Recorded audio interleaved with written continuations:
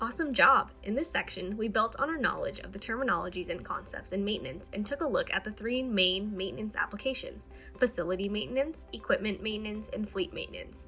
Now, maintenance is done in every single industry, in every country in the world, in every building you set foot in, and even all around you outside.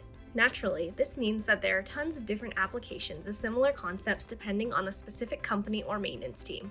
We started with the three broadest and most common maintenance applications: facility, equipment, and fleet maintenance, but hope that the nuances within and between each of these categories is starting to become clear. Let's take a closer look at each. First up, facility maintenance. Facility maintenance is the process of keeping a building and its components well maintained for the people who walk in. This means it's safe, clean, and up to code. Facility management applies predominantly to commercial tenants, so business spaces, universities, wastewater treatment plants, etc. Similarly, property maintenance also aims to keep buildings and their components well maintained, but for residential tenants.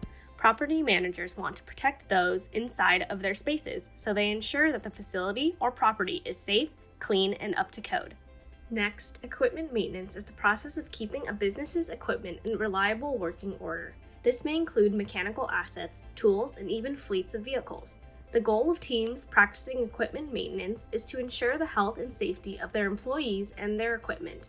Oftentimes, if these pieces of equipment fail, there are bad consequences to either those around the machine or to whatever goods or services they provide to their customers. This motivates teams to well maintain their equipment to avoid such consequences. Overall, maintenance practices across most industries and applications will be similar. However, it's important to understand that the differences we talk about are in the different goals and purposes of doing maintenance for that specific industry or company. In the next section, we'll explore the different maintenance technologies available.